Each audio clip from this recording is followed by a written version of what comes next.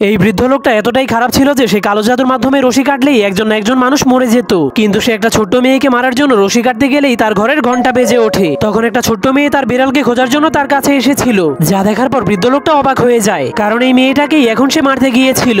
আর সেই ছবিতে দেখানো বিড়ালটাকে সে আগেই মেরে ফেলেছিল। কিন্তু মেয়েটা রুমের মধ্যে অনেকগুলো রশি দেখার পর সেই রুমের মধ্যে ঢুকে যায়, এরপর একটা রিমোট দিয়ে খেলতে শুরু করে দেয়, যার কারণে বৃদ্ধ লোকটার কালো জাদুর রশিগুলো এদিক ওদিক দৌড়াতে শুরু করে দেয়। কিন্তু বৃদ্ধ লোকটা যখনই ছোট্ট মেয়েটাকে মারার জন্য তার রশিটাকে কাটতে যায়, তখনই মেয়েটা রিমোটের সাহায্যে সেই রশিগুলোকেও দূরে সরিয়ে দেয়, যার কারণে বৃদ্ধ লোকটা রশির পিছনে দৌড়াতে দৌড়াতে অনেক ক্লান্ত হয়ে যায়। কিন্তু তখনই মেয়েটা পাশেই আরেকটা মেশিন দেখতে পায়। তখন সে মেশিনের কাছে গিয়ে মেশিনের সবগুলো বাটনকে চাপতে শুরু করে দেয়। ঠিক তখনই সে ওই মেশিনের মধ্যে তার মৃত বিড়ালের ছবিটাকেও দেখতে পায়, যা দেখার পর মেয়েটা বুঝতে পারে এই বৃদ্ধ লোকটাই কালো জাদু করে তার বিড়ালটাকে মেরে ফেলেছে। এর জন্য সে বৃদ্ধ লোকটার ছবিটাকে খুঁজে বের করে বৃদ্ধ লোকটাকে মেরে ফেলার ভয় দেখাতে শুরু করে দেয়, যা দেখার পর বৃদ্ধ লোকটা অনেক ভয় পেয়ে নিজের জীবন বাঁচানোর জন্য মেয়েটার বিড়ালটাকে কালো জাদু থেকে মুক্ত করে বাঁচিয়ে তোলে। তখন মেয়েটা তার বিড়ালের মেয়াও শুনতে পেয়ে অনেক খুশি হয়ে তার বিড়ালের কাছে চলে যায়, যার ফলে বৃদ্ধ লোকটা অনেক ভয় পেয়ে তার ছোট্ট কাছিটাকে ফেলে দেয়। এরপর অনেক বড় একটা কোড়াল নিয়ে বাহিরে চলে যায়, কিন্তু সে বাহিরে গিয়ে মানুষ মারার কাজ বাদ দিয়ে তার ঘরের সামনের ঘাস কাটতে শুরু করে দেয়।